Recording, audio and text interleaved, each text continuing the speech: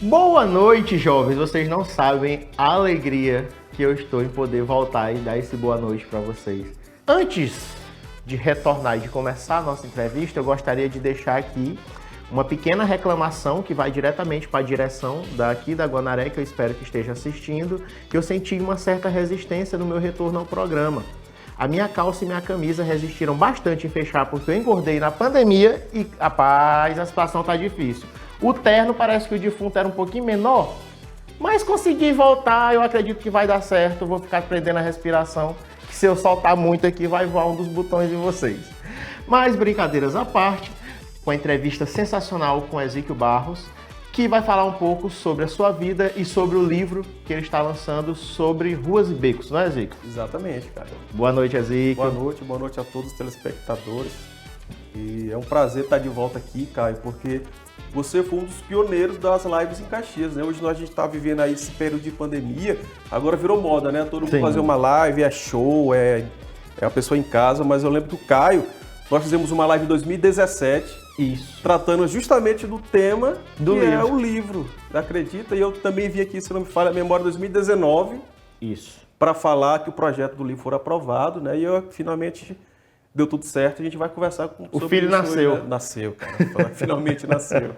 Eu lembro, rapaz, quando começou essa questão de eu perceber que dava para fazer lives, eu comecei a fazer pelo meu celular mesmo, cara. Eu Exato. achava muito interessante, muita gente achava até meio estranho, tinha vergonha de fazer, porque ao vivo tu sabe como é que é. E segurando o próprio celular, que a câmera frontal nunca deixa a pessoa, a não ser que seja o Rodrigo Hilbert, cá e ficar bonito na frente, mas eu achei bem interessante. E agora o pessoal já fez para abusar a live. É verdade, cara. Muita gente aí. Até a aula, né?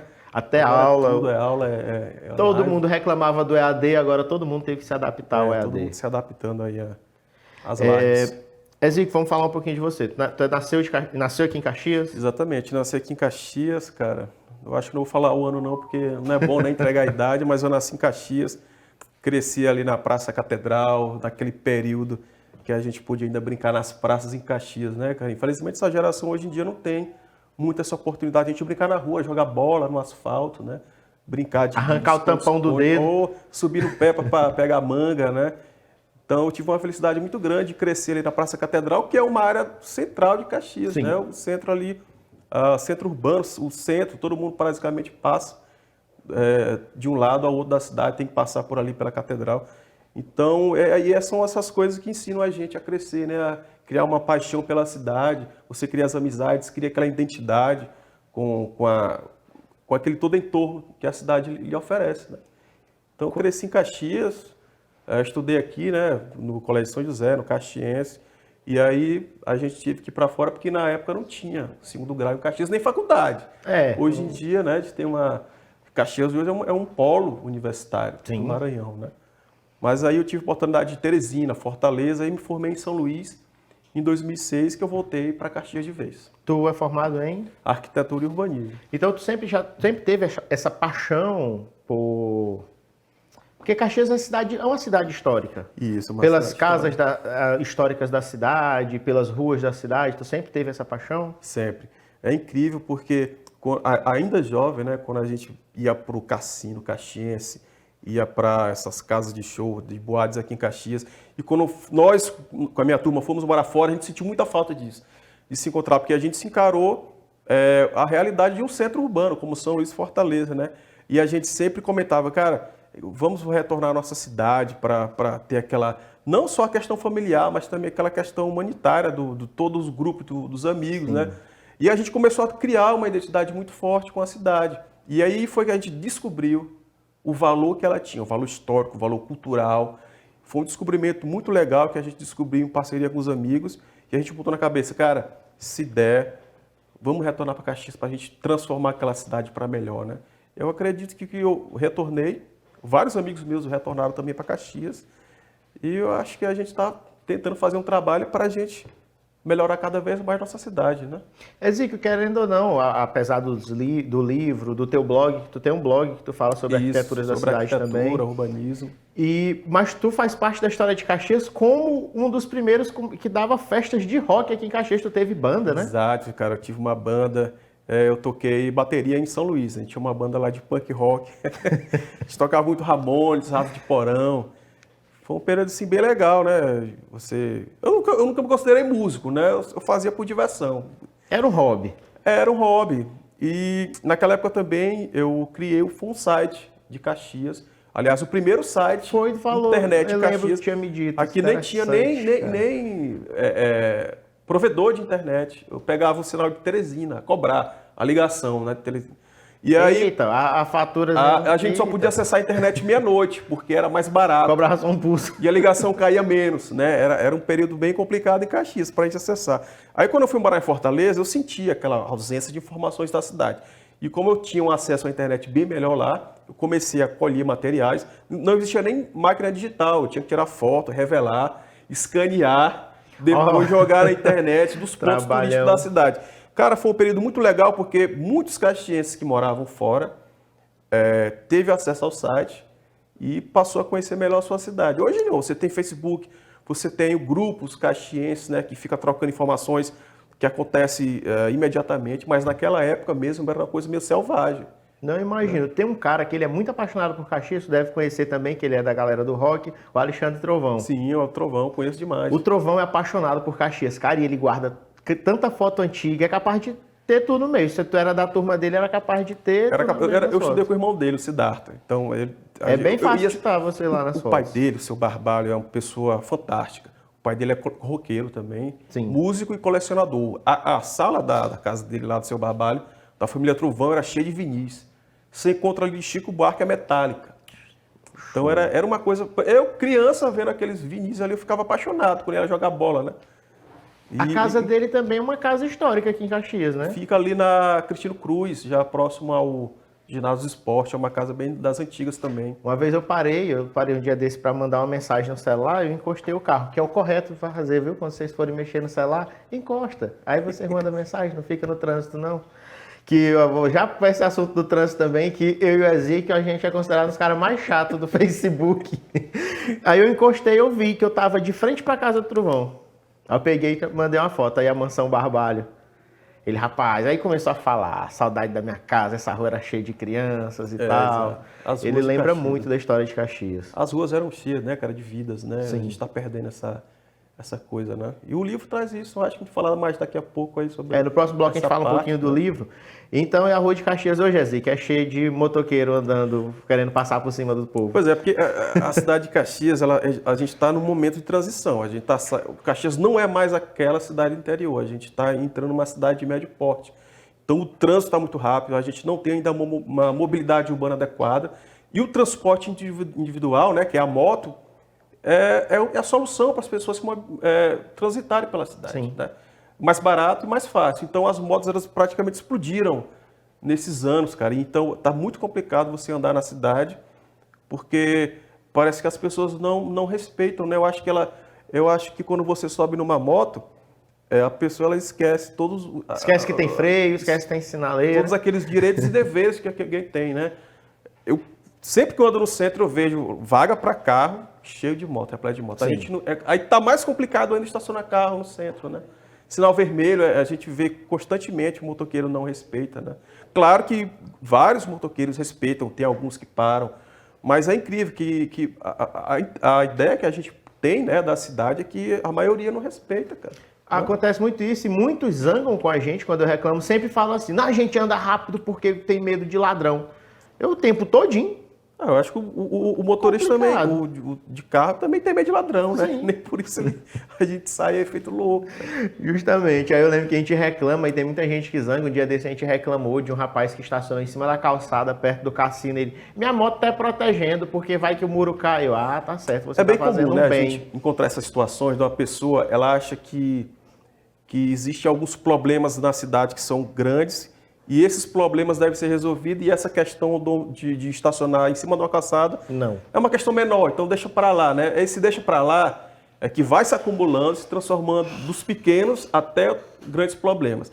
Quando você para uma moto em cima da calçada, por mais que você só pare 2 minutinhos dentro de algum lugar, mas você tem uma criança, um idoso, algum cadeirante que ele vai precisar passar ali da calçada e ele vai encontrar um obstáculo, né? Sim. Porque a moto ela se transforma em um obstáculo. Aí você vai para onde? Pro meio da rua. Só que a rua tem um carro estacionado. Aí você vai mais pro meio da rua ainda, correndo risco De ser de encontrar um motoqueiro. De encontrar um motoqueiro vindo sem rumo. Pois é, cara, esse dia de vida da cidade, né? Fora a questão das calçadas também, que você tem aquelas rampas, que a pessoa diz que é rampa de acessibilidade, mas é uma rampa totalmente fora do padrão, parece uma ladeira, né? Sim. Que aí atrapalha também, da mesma forma. Então a gente tem esses problemas urbanos diariamente na cidade, né? Infelizmente. Ezequiel, teu pai foi prefeito já da cidade? Isso, foi prefeito ali no final da década de 90. Foi homenageado recentemente com uma escola. Qual é o bairro? Escola lá na Vila Paraíso. A escola da Vila É o Paraíso. residencial Vila Paraíso, né? Porque lá não é bairro, né? Lá é uma área de expansão urbana que Isso. ainda não tem nome, né? Tá no livro também. Tá no livro. E aí foi feito, né, uma escola, aliás, uma das mais modernas, feita pelo prefeito Fábio Gentil, que lá é uma escola que não tinha ainda, né? As crianças da Vila Paraíso tinham que vir para o centro ter aula, e agora a escola lá, prefeito Ezequiel Barros, já está... Qual foi teu sentimento, Ezequiel, em ver teu pai sendo homenageado em uma das escolas, assim, modelos aqui? Cara, sem palavras, né? Porque quando você tem algum familiar seu homenageado, nome de rua, de praça, você ficou... Porque você tem a certeza que o seu trabalho em vida foi bem feito.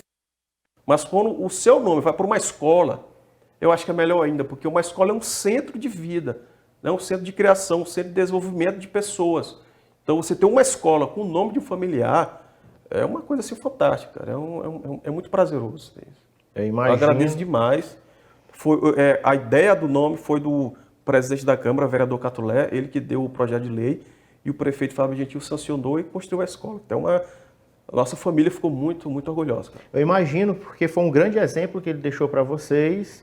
E eu acredito que também todas essas coisas que tu faz por Caxias, escrever sobre Caxias, porque esse teu livro entrou para a história de Caxias já. Felizmente. Tu já faz parte da história de Caxias, querendo ou não, por várias coisas que você já fez. Como eu falei, você foi um dos pioneiros a fazer festas de rock aqui em Caxias, todo mundo lembra. Você chegou aí na festa no Limite? Fui uma.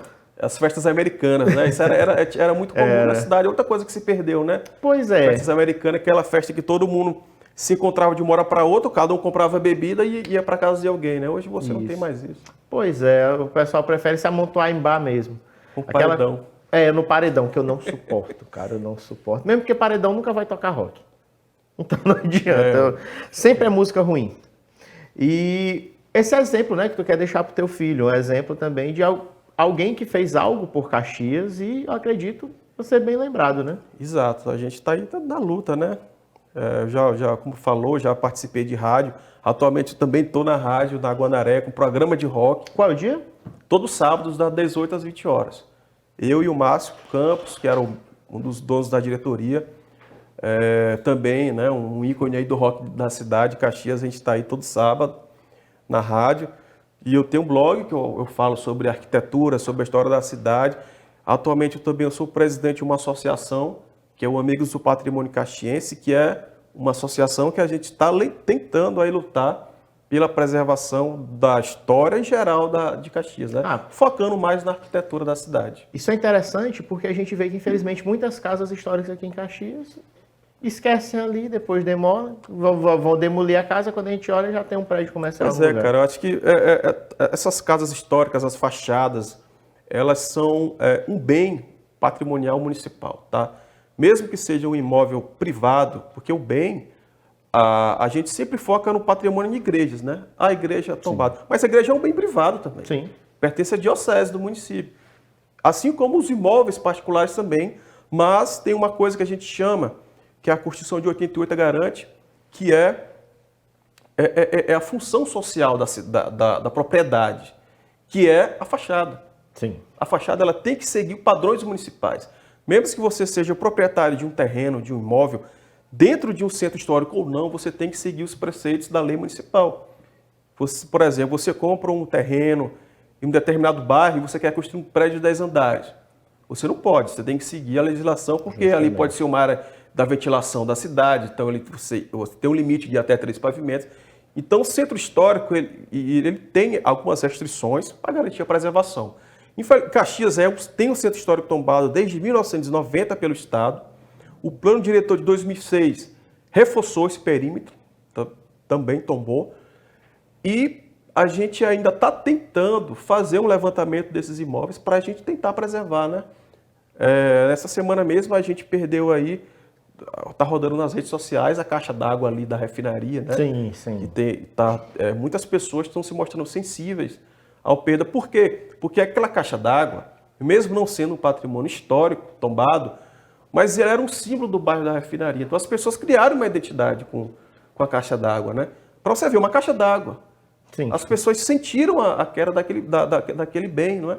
Então são vários exemplos que a gente tem aqui na cidade que a gente está tentando preservar. Eu até fiz algumas críticas, o pessoal zangou comigo, porque eu falei, vocês se preocupam tanto com história, que vocês deveriam pelo menos estudar um pouco mais a história da cidade e ajudar a preservar os bens que estão lá. Exato. Os bens que ainda podem ser. Vocês deixam mudar em nome de ruas históricas, que a gente já tem muitos exemplos aqui. Eu acho que no teu livro, na pesquisa, tu topou com muito desses. Muitos. E é complicado, porque eu falei, vocês deveriam realmente se importar com a história de Caxias, não para querer lacrar. Eu não gosto de quem vai para a internet para lacrar. Eu tenho esse problema, infelizmente, eu não concordo. Hoje em dia na internet todo mundo é o senhor da razão, né? Todo mundo é especialista, todo mundo quer ter razão no tema, e poucas pessoas estão abertas a ceder ao debate, né? E é justamente isso que nós queremos aqui em Caxias. A gente tem que debater, cara, esse assunto, sabe? Esse assunto de patrimônio histórico, de cultura, não é restrito apenas a intelectuais, não tem que ficar restrito à academia, à universidade, ele tem que participar do povo. A sociedade toda é um bem da sociedade, bem patrimonial municipal, da pessoa que trabalha no mercado até a pessoa mais alta, o cargo do município. Justamente. Todos Vamos só segurar um pouquinho esse cultura. assunto, que a gente vai para o intervalo e volta já já com mais Melhor da Noite.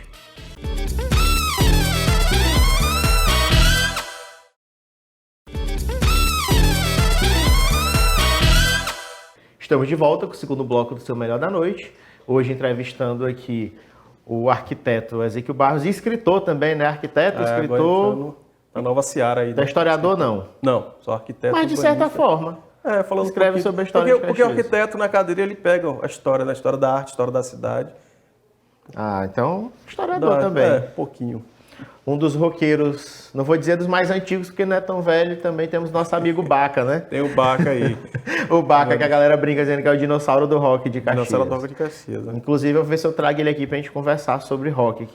Tem muita informação de rock ali, muita história legal. Conseguisse bater ele e o Renato pra bater um papo sobre rock, seria interessante. O Renato não fala? É o problema. Eu também não sou muito de falar, não, né? O Renato, gente, para vocês ficarem situados, é um amigo nosso que conhece muito de rock, ele entende muito, inclusive as festas na casa do Renato, era ali no pé da ladeira, eram excelentes as festas na casa do Renato, eram regadas a muita cerveja e muito rock, muitas amizades eram feitas e desfeitas lá nessas festas, e era bem interessante, mas o rapaz não fala, eu vou ter que embebedar ele e trazer ele aqui, que ele vira um conversador. É assim, todo time é assim, né? É desse jeito. Ezequiel, mas a Associação de Amigos do Patrimônio Caxiense, como funciona esse grupo? Então, nós somos um grupo, tá? Ele é aberto para a sociedade, lá tem arquitetos, lá tem muitos estudantes, tem historiadores, mas também tem pessoas que gostam da cidade, sabe da necessidade de preservação, sabe que atualmente a gente encontra um sério problema, que é a falta de uma legislação municipal, né? Então a gente se reúne temporariamente e virtualmente, né? Porque não tem como a gente se reunir presencialmente para a gente debater alguns assuntos. Mas a gente está aqui desde 2017 em Caxias, tá? A gente está sempre fazendo debates focado na parte central do patrimônio histórico. Uma das contribuições nossa da cidade foi ali o entorno do Morro do Alecrim, porque o Morro do Alecrim é um local histórico, tanto pelo local, tá? A gente chama de local de memória, porque lá aconteceu a luta pela adesão à independência, e o Duque de Caxias ergueu o quartel de polícia, que a gente chama de quartel da Balaiada, que hoje é só ruína. Então ele é um local importantíssimo para a história de Caxias. Mas ele estava desprotegido. Devido a essa falta de leis, aquele sítio histórico foi loteado já desde 1960, parte das ruínas foram destruídas, depois foi construída uma quadra, que hoje está o Memorial da Balaiada, então, e estava abandonado, tá? Tanto é que quando o prefeito Fábio Gentil assumiu, ele quis fazer a reforma do Mirante. Então a gente propôs criar ali uma zona de interesse histórico, é a primeira zona em Caxias. O zoneamento, no termo urbanístico, são áreas específicas em que uma legislação deixa determinadas situações para você construir. Por exemplo, se você mora numa área, zona histórica, você tem que seguir a legislação para a preservação da memória local. Ou seja, você não pode construir algum tema que fuja da local histórico, tá? Então ali não pode ter construções acima das ruínas da Baleada, porque o local mais importante do morro são as ruínas, tá? Sim. Então uma série de normativas que a gente propôs à prefeitura e a prefeitura aprovou como um decreto municipal. Então todo mundo ali que reside naquele local e queira montar um negócio tem que estar ligado nesse decreto municipal. E a gente está tentando também fazer o mesmo com o centro da cidade, né? Porque a gente está assistindo a cidade já crescer verticalmente, tá? A gente está assistindo. Existem, infelizmente, muitas construções que elas são irregulares, ou seja, elas não consultam o município para poder ver o que pode ou não construir. Então, você está vendo prédios sendo construídos à revelia, e esses prédios eles acarretam não só a perda da identidade da paisagem da cidade, mas também aumentam o trânsito da cidade. Porque eles não oferecem estacionamento nem para os funcionários, imagine para quem vai trabalhar o resto de lá, né? Então, o que é que acontece? Esses prédios, as ruas de Caxias, são ruas feitas no século XVIII, que só passava burro e cavalo, hoje passa caminhão, passa transporte, passa ônibus. E esses prédios estão destruindo as casas que tinham grandes quintais para ser prédio, e a moto está indo para o meio da rua. Por isso que hoje você estacionar no centro da cidade de Caxias está muito complicado, porque os prédios não oferecem estacionamento. Então são esses temas que nós da associação estamos tentando, né, encontrar um meio termo para que a gente desenvolva a cidade de uma forma correta e que todos ganhem com isso, né? Muita gente não fica chateado com vocês, não, porque fala, vocês estão atrapalhando o progresso, vocês estão pensando em antigamente, não tem esse muita tipo de gente.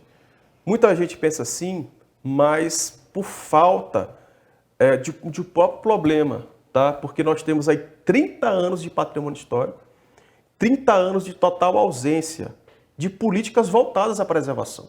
As pessoas que têm um patrimônio histórico, eles não conhecem as obrigações e deveres dele para fazer.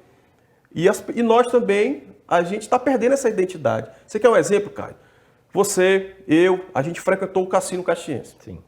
Eu, particularmente, quando passo em frente ao cassino, eu fico triste. Também. Porque ali aconteceu muita coisa legal, ali aconteceu o carnaval, ali era a boate de Caxias. E você assiste o Cassino Caxiense sendo destruído, né, dia e noite, ele caindo, a cidade perdendo uma memória, é uma perda muito grande. Mas para essas pessoas mais jovens que não viram o cassino funcionando, eles não têm essa identidade com ele, então tanto faz para ele. Às vezes até melhor, eles acham até melhor cair porque vai botar alguma coisa nova. Eles querem, então, não, tira isso aí e bota alguma outra coisa. Então quando esses imóveis eles não têm o uso, a pessoa não tem uma ligação, não cria uma ligação. O cassino é particular, né? O cassino pertence a uma associação lá deles, cassino particular, tá? Então o patrimônio, ele visa preservar o local. Não quer dizer que se o cassino um dia foi boate, ele vai para sempre ser boate. Não. Sim. O importante é o uso daquele local. Ele pode ser uma biblioteca, ele pode servir para repartições públicas, ele pode ser inclusive até residência, não tem problema nenhum.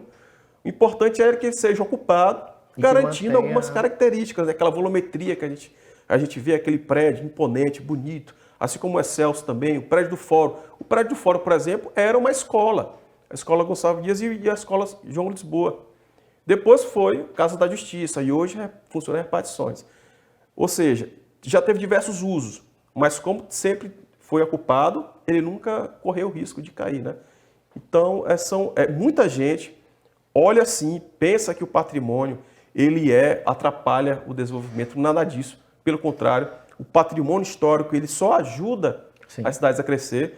Tanto é que se o patrimônio impedisse o progresso, a Europa era a região mais pobre do mundo, né? E você vai a Roma, a Londres, todos os prédios históricos tombados. Sabe uma das coisas que me deixa muito triste, que pouca gente aqui de Caxias sabe, eu tenho certeza que você sabe, não sei se você aí de casa sabia, mas o primeiro teatro de Caxias foi o Teatro Fênix. Teatro Fênix. Ali, ao lado do Colégio Caxiense. E hoje em dia não tem mais nada lá, é só um espaço. Só a fachada, né? É só a fachada. O telhado caiu. Parte virou o estacionamento de uma instituição aqui de ensino. E o Colégio Caxiense. Você estudou no Colégio Caxiense, eu estudei no Colégio Caxiense também. Eu fiz essa transição, São José Caxiense. Fico muito triste ver que o Colégio Caxiense fechou. Hoje funciona como escola, alugada para a prefeitura, se eu não me engano. Isso. Mas assim, eu sinto falta do próprio Colégio Caxiense, porque tinha das 3 escolas, né, particulares aqui, que era São José, Coelho Neto e Caxiense. E o Caxiense é aquele verde, aquela calça verde que a gente usava. O ensino na época era o ginasial, né? Isso. Era uma das poucas cidades do interior do Maranhão que tinha o ensino ginasial, era o Caxiense. E nem o São José tinha. O São José encerrou o segundo grau também. E só quem tinha era o Caxiense. O Caxiense eu terminei meu segundo grau lá. Fiz a outra série e fui terminar o segundo grau no Caxiense na época. Fiz teatro com a Érica Almeida, que inclusive fica esse recado, Érica. Quero você aqui no programa, viu, para entrevistar você, que leva essa história do teatro caxiense. Uma das, né? Tem o professor Eliseu Arruda, tem os meninos de outros grupos. Inclusive, agradeço a Érica, que foi por causa dela que eu apresentei peça de teatro no Teatro Fênix. No Teatro que Fênix, na época né? ainda funcionava. Pois é, o garoto já assistiu várias peças lá, interessantes, né? E essa geração, ela não teve essa oportunidade de assistir, né? Peças teatrais, eventos. Você tinha Garota Esporte, tinha lá vários no ginásio caxiense, né? E essas coisas vão se perdendo, cara. Aí a gente fica só nesse saudosismo, né? Ah, Caxias já teve isso, fica lamentando. Eu acho que chega, cara. Já passou o tempo da gente ficar lamentando. A gente tem que partir para ação. Sim. A gente tem que encarar a realidade. Existe um problema patrimonial, tá? Caxias. Caxias é uma cidade histórica, uma cidade de histórias também. E a falta de políticas de preservação está levando a cidade a perder a sua identidade. Infelizmente. Toda essa confusão que acontece de ocupação irregular na própria calçada, nas ruas, nas praças, são faltas de política de preservação. Então, quando a gente implementa essas políticas para trazer um bem, para devolver uma visualização melhor dos imóveis, a cidade toda ganha. Sim. Você vê São Paulo, por exemplo, que é um grande centro urbano, ele proibiu no centro da cidade os grandes totens comerciais, o outdoor, aquelas placas que escondem um imóvel, né? Para quê? Porque são políticas voltadas a devolver a cidade são as pessoas. As Olimpíadas do Rio de Janeiro, que foi um evento moderníssimo, focou o centro da cidade do Rio de Janeiro, áreas já degradadas, eles reformaram para devolver as pessoas ao centro. E aqui em Caxias a gente já está encontrando isso. O centro hoje da cidade, depois das 5, 6 horas, ele fica vazio. Sim. As pessoas já não residem mais no centro. Então a gente está o quê? Atualmente fugindo do centro. Eu acho que a gente tem que aprender com os grandes metrópoles, né? Que eles estão hoje retornando as pessoas para o centro. Se a gente for começar a voltar à política de preservação, para manter os prédios, para manter uma harmonia, beleza na cidade, a gente vai tirar, né, essa triste marca da cidade de perda de memória. E eu espero que a gente consiga. É assim que a gente tem um novo quadro aqui, que sim, nós voltamos com o quadro, e o quadro é o melhor dos anos 90. A gente vai falar algumas maravilhas dos anos 90. Para ti eu escolhi lendas. Eu tenho certeza que você também, como um admirador dos anos 90, até falou que coleciona do Comandos em Ação, né? Comandos em Ação, o Falcon também. O Falcon. Né? Então, vamos lá. Tem uma lenda clássica. Chegou a ter o boneco do Fofão, eu tive um. Minha mãe... Fofão. Minha mãe, eu brincava, fingia que era o Chuck. Você aí de casa vai estar vendo agora as imagens do boneco do Fofão. Tu lembra como era a lenda? Lembro. Diz que dentro existia uma faca, né? Se você abrisse o Fofão ia encontrar uma faca. E se não me falha a memória, se você estivesse dormindo, o Fofão podia tirar essa faca e partir para cima da criança. Justamente. Uma coisa assim. Que ele falava, que o boneco aparecia em outros lugares. Era. Obviamente, eram os irmãos que tiravam do lugar, botavam no outro quando o menino dormia e dizia, ele se teletransportou. E a história da faca, você vai estar vendo a imagem aí agora, realmente tinha não era uma faca. Era uma haste de metal que servia para dar sustentação para o boneco, para ele ficar reto. Mas aí o que foi que fizeram? Abriram o boneco e viram aqui a faca. E quando quebrava, ficava pontudo. E realmente tinha essa lenda. Aí o pessoal confundia ele com o Chuck, se desesperava. E naquela época não tinha internet, né? Então você vê essas lendas de boca em boca. Então você que passava por uma boca, a coisa ia aumentando, né? E tomava uma proporção incrível, porque com a internet a gente vê que as coisas tomam uma proporção incrível, mas naquela época o fuxico corria, senhor. Você tinha o Fofão, você tinha a Xuxa também, o boneco Da Xuxa, a boneca da Xuxa, e também tinha a lenda da Xuxa de que a Xuxa tinha um pacto, né, com o Senhor do Submundo. E que por isso ela não dizia Deus, ela falava tudo que eu quiser, o cara lá de cima, ela não podia dizer porque ela tinha pacto, obviamente, ela foi para Record, né, que é de um pastor, então eu acredito que quebrou o pacto. Se existiu, eu acho que o pacto não existe mais. Tu lembra do disco também, né? Se você girasse, ia encontrar frases lá, né? Frases demoníacas. Pegava a Xuxa cantando Hilário, Hilarie, voltava ao contrário, que ela... Vou te pegar. Tinha essas loucuras aí nessa época também. Mas era muito... Chegou a ter medo da Big Loura? Big Loura do banheiro. Isso, né? Porque tem a loura do banheiro, mas em Caxias, Big Loura, botaram esse Big do nada que eu nunca entendi, caxiense sempre foi adiante, falava em inglês. Incrível. Será aqueles chiclete Big Big? Não tinha aqueles Era bem Big? capaz. Tinha a Big Loura que se você chegasse, tinha vários modos de chamar, né? Você podia falar, chamar ela e dar descarga. Tinha que dar descarga 3 vezes, tinha que esperar encher a caixinha para dar descarga 3 vezes e disse que ela aparecia no banheiro. Eu acho que cada cidade tinha, né? Uma loura todo tinha a história. Mas sabia que essa loura. História da loura do banheiro é real? Sim.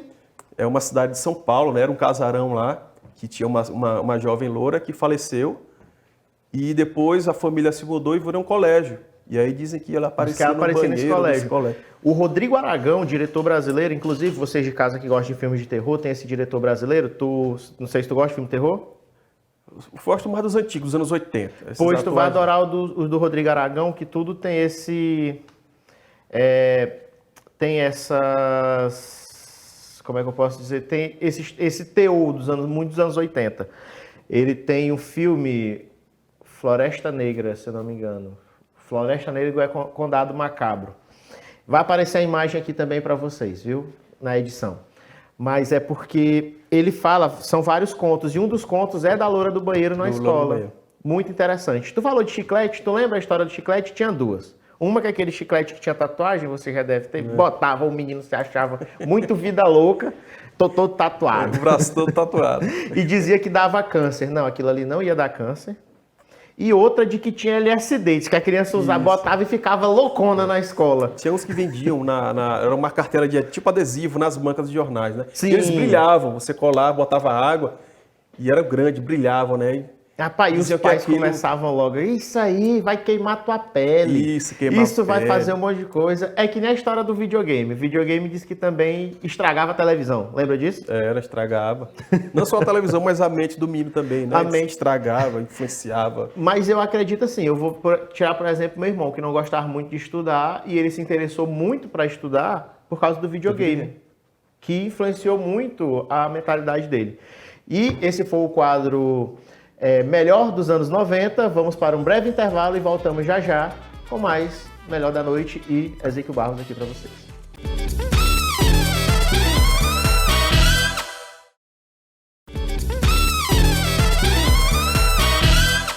Estamos de volta com o seu Melhor da Noite, o último bloco. E agora vamos falar do livro. Rapaz, o bicho é pesado, tem que pegar com cuidado. O livro... Por Ruas e Becos de Caxias, história e descrição dos logradouros públicos de sua área urbana. Vamos lá, como foi a ideia para montar esse livro? Pois é, cara, então, já tem um tempo, né, que eu venho colhendo material da cidade, porque eu participo já em alguns trabalhos do poder público. Eu participei do plano diretor de 2006, da lei de criação de bairros. Então, eu tive a oportunidade de colher muito material interessante pela cidade, porque o arquiteto ele tem aquela visão bem específica dos problemas também e buscar soluções. Então, a cidade, para quem ama a cidade, para quem é arquiteto, para quem conhece tanto a parte cultural como a parte técnica, foi um desafio muito grande. E eu pensava, bom, as pessoas precisam compreender a necessidade de preservar a nossa história, de preservar a nossa memória. Temos a história demais, nos orgulhamos da nossa história, mas não sabemos como preservar. Há uma falha muito grande nisso, tá? Então surgiu a ideia de pegar todo esse material que eu já tinha e falar sobre as ruas. Por que, Caio, a falar sobre especificamente as ruas. Porque é um tema que as pessoas elas podem ler, tá? Não é um livro voltado para o público técnico, intelectual, é um livro voltado para qualquer pessoa que queira conhecer um pouco da cidade. Você pode começar da última página para a primeira, sabe? Você não tem... Pode cada dia ler uma folha. Pode ir aqui no sumário e procurar sobre rua tal. Exato, sabe? Isso não vai interferir na sua leitura do livro. É um livro bem didático, são 370 páginas, tá? Gostei. Mais de 400 imagens, tem fotos, mapas, desenhos, justamente para isso, para que o caxiense ele conheça melhor a sua cidade. Porque o caxiense, conhecendo a cidade, ele vai se interessar mais ainda pela preservação da memória e lutar para isso, né? Eu acho que a ideia basicamente do livro foi essa. A minha curiosidade foram tuas fontes de pesquisa, Zico. Tu quase fica doido para fazer isso aqui, né? Muita coisa. Basicamente foram os livros já escritos, né? Óbvio. Mas também muita fonte direta, que são os jornais das épocas, e entrevista com as pessoas populares. Porque esse livro, Caio, tem biografia. Porque assim, como é que começa o livro, né? O corpo do livro? Basicamente falar dos logradouros. O que é logradouro? É praça, é avenida, rua, travessa e beco. Você vai falar de uma praça, você vai falar do patrono da praça. Gonçalves Dias, tá? Todo mundo conhece. Sim. Praça Gonçalves Dias. Então tá aí a biografia do Gonçalves Dias e a descrição urbana de como ela surgiu, as pessoas importantes que moraram nela, os comércios importantes, eventos curiosos que aconteceram na Praça Gonçalves Dias e também alguns problemas que ela enfrenta. Tu ainda coloca essa questão de curiosidades. Tem tudo, inclusive as lendas do Aderico Silva, né? Que tinha lá cara? A lenda do... Porque também, a gente estava falando de lenda agora, urbana dos anos 90, né? Caxias também tem suas lendas. E muito! O Aderico Silva foi um importante comerciante para Caxias, ele adquiriu riqueza, né? Trabalhando. Mas aquela cidade pequena, você sabe, né? Inventaram que ele tinha feito um pacto com o demônio. E então ele teria plantado uma árvore na Praça Gonçalves Dias e ele teria que regar essa árvore. Se ela morresse, ele perderia a fortuna e morreria também, né? Então tem essa história aí da lenda. Tem a lenda da serpente da Igreja do Rosário também. Sim, deixa eu perguntar. A serpente está aqui, a lenda... Tá aí, tá. Todas as lendas. A Igreja do Rosário também tem outra lenda, que é um escravo que teria sido acusado injustamente de um crime cometido por um grande coronel e ele foi morto. Porque lá tinha um pelourinho na Igreja do Rosário. E aí, de tanto ele gritar inocente, as pessoas criaram um vínculo com ele. E aí começaram a fazer o festival do Santo Inocêncio. Só que essa coisa vai se perdendo com o tempo, né? Então, essas histórias também, culturais, que está tudo aí no livro, né? Tem muita coisa curiosa. História de populares. Você tem, como eu falei, tem a biografia do Gonçalves Dias, tem a do Coelho Neto, tem de Getúlio Vargas, mas também tem biografia de pessoas lá do Luiz Queiroz, bairros mais periféricos, que ajudaram a construir a sua localidade. Tem muitas pessoas lá do Luiz Queiroz que são nome de ruas e a biografia delas estão aí. Tem região, pessoas da Fazendinha, do Mutirão, São Francisco, enfim, todas essas regiões de Caxias, porque o livro ele fala de toda a área urbana. E tu teve até se tu colocou por ordem alfabética. Isso. Que eu tô vendo aqui. Rapaz, e é aquela coisa, né? Quer entender o que é que eu desenho? Tu desenhou mesmo pra galera. Você vai ver, ele tem 2 sumários, que é a listagem oficial, mas também a listagem dos nomes populares. Porque uma falha muito grande que nós temos aqui do poder público, Caio, é a não reconhecimento da totalidade dos logradouros que Caxias tem. Tanto a Prefeitura quanto a Câmara Municipal, não há dados oficiais da quantidade de ruas que nós temos, tá? Então, eu tive um trabalho muito grande buscando informações em mapas antigos, mapas usados pela Prefeitura, mas também eu ia lá na rua, na periferia, ia lá, essa rua não está aqui, então qual é o nome dela? Eu ia lá buscar e conversava com alguém. Obviamente não deu para ir em todas as ruas, tá? Inclusive, você passar uns 50 anos, tá rodando. Inclusive também muita pessoa, cara, é melhor tu não ir nessa rua. É melhor tu... melhor tu não ir. Muitas pessoas também elas ficaram com medo de conversar comigo. Eu parava o carro e perguntava, que rua é essa? Né, tá, me explica da rua. As pessoas ficavam assim, quem é esse cara aqui? Eu acho ficavam com medo. Aqui em Caxias que os caras falam o nome da rua por alguém que mora na rua. Isso. Eu não vou citar nomes aqui, mas tem uma rua no centro, é a rua de fulano. Não é o nome dele. E é dessa forma que surge o nome das ruas. Porque como não há uma listagem oficial e um registro oficial, as ruas oficiais, ou seja, os nomes populares, eles se sobressaem ao oficial. Rua do Comércio, Ninguém chama a rua Afonso Cunha. Tá? Praça Catedral, ninguém chama o nome oficial dela. A Rua Rio Branco, o pessoal chama de Rua das Óticas. Rua das Óticas, tá? A Praça Catedral, até mesmo no Correios, que é um dos órgãos que eu me baseei, porque o Correio tem o registro dele, né? Faz o registro. Lá está a Praça Magalhães de Almeida. Inclusive na placa também da prefeitura que botou a Praça Magalhães de Almeida. Só que desde 1930 ela não é mais Praça Magalhães de Almeida. O nome dela é Praça da Amizade. Porque foi uma praça feita pelo Rotary, quando a Dini Silva, a esposa do Eurico Silva, foi presidente do Rotary. Ela mobilizou a sociedade para construir a praça, porque ele era só um campo. Então a praça foi feita pelo Rotary Club e botaram o nome de Praça da Amizade. Olha só. Então aí está o nome oficial, Praça da Amizade, mas também Praça Catedral, se você quiser. E quando tu topava numa rua que foi mudado o nome recentemente, como é que tu fez? Olha, dos critérios deste livro foi usar o nome oficial. Então algumas pessoas podem até procurar a sua rua e não vai localizar aí. Bom, o Ezequiel esqueceu a minha rua. Só que ela está com o nome oficial, tá? Mais ao lado está o nome antigo e também nos nomes populares. Aí tu colocou do nome atual. Eu vasculhei alguns documentos da Câmara Municipal, né? Embora não há uma organização efetiva. Isso podia estar digitalizado, né? Podia estar, mas não está, né? Infelizmente. Aí eu fui no site do Correios, porque o site do Correios você bota lá o nome da praça e aparece a listagem, né? De algumas praças. Para você ter uma ideia, no Correios existem apenas 17 praças em Caxias registradas. Aí tem 55 praças. Eu localizei. Quantas ruas aqui, basicamente, Ezequiel? Ruas, se eu não me falha a memória, são 650, assim, mais ou menos. Assim, becos. Só tem 6, se eu não me engano, 6 ou 8 becos no Correios. Aí são 22. Então, sempre tem um número maior no Correios aí, do registro, tá? Então, é um levantamento muito bom de Caxias, né? Eu acho até que se a Prefeitura Municipal pegar esse trabalho, né, e criar um mapa definitivo da cidade, para que seja usado pelos outros órgãos, porque tem muita gente que mora em um bairro, mas na conta dela aparece rua tal, bairro tal, diferente. Então, são vários, cada conta aparece um bairro diferente. Eu vou te dar um exemplo. Eu já morei ali na Rua Santa Maria, já chegou refinaria, já chegou Castelo Branco, e uma vez chegou Centro, porque aquela parte do pau d'água ali foi transformada em centro, e boa parte dali. Então já chegou com os 3 coisas. Na época eu tirei até uma foto, coloquei, acho que foi no Instagram, foi no Facebook. É interessante saber que eu moro bem certinho nos 3 bairros ao mesmo tempo. Isso. E tá até bairro que não existe que aparece, né? Por exemplo, Veneza. Veneza não é bairro, né? Justamente. Veneza é um balneário. Ali é o Itapé Curuzinho. O bairro é Conjunto Ipem, bairro Seriema? Isso. Mas chama de bairro Ipem, né? Pois é, chama de bairro Ipem. Como aqui, por exemplo, bairro Hélio Queiroz. Devido ao residencial Hélio Queiroz, mas aqui é o bairro Dini Silva. Né? Pois é, eu sempre tinha essa dúvida. Então é Dini Silva. Isso. São 3 residenciais construídos aqui na década de 90.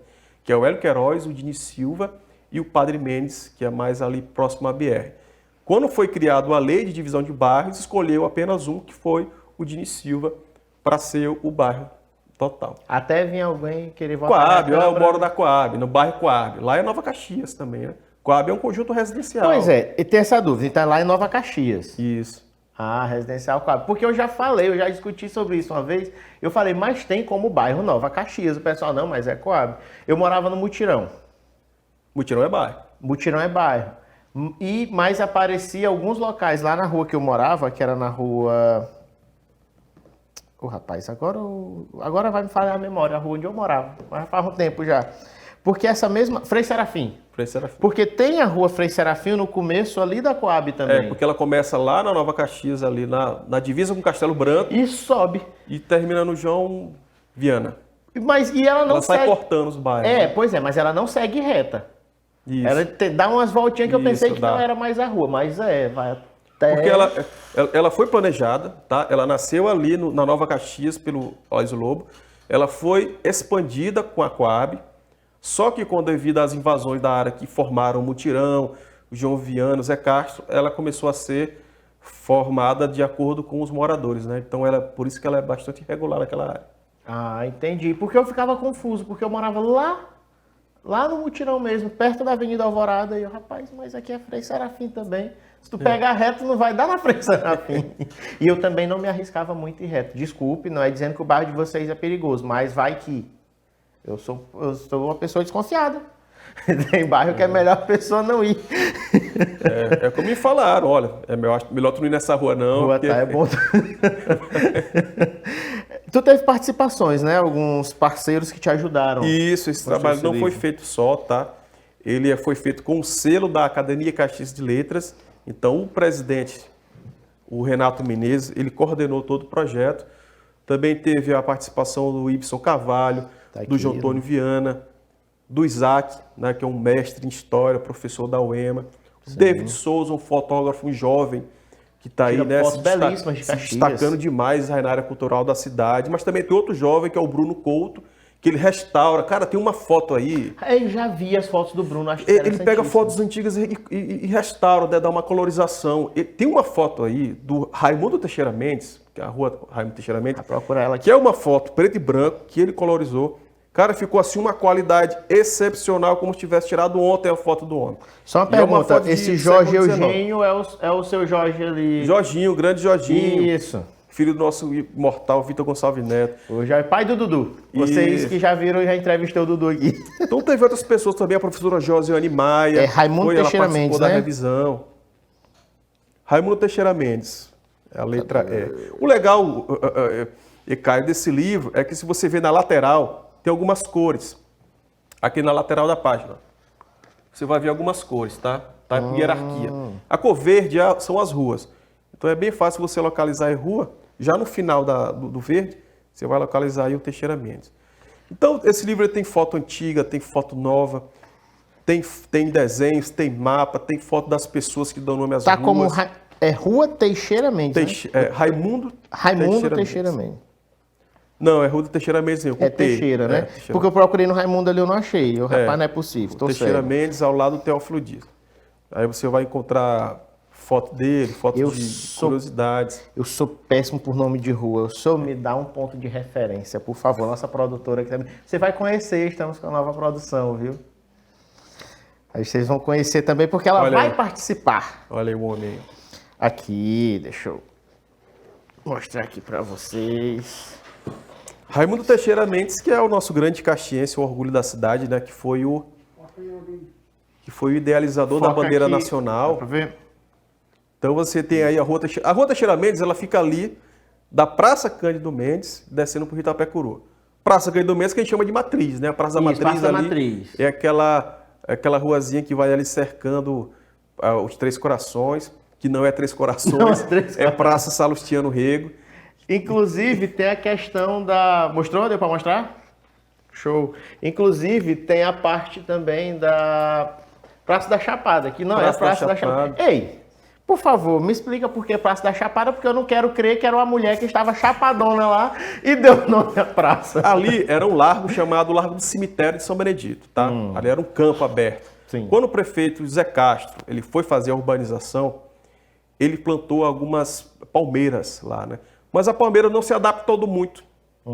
Algumas morreram, ficaram aquele aspecto de áreas de chapada. Então as pessoas acabaram batizando aquela terreno ali de Praça da Chapada devido à vegetação que não se adaptou, era aquela vegetação rasteira das chapadas. Ezequiel, me diz uma coisa. Nada a ver com ninguém chapadão lá, não. Ezequiel, me diz uma coisa. A pessoa que quiser adquirir esse livro, ela vai onde? Pois é, o livro está disponível na Academia Caxiense de Letras, tá? A academia ela é aberta todas as manhãs, tá? Durante a semana.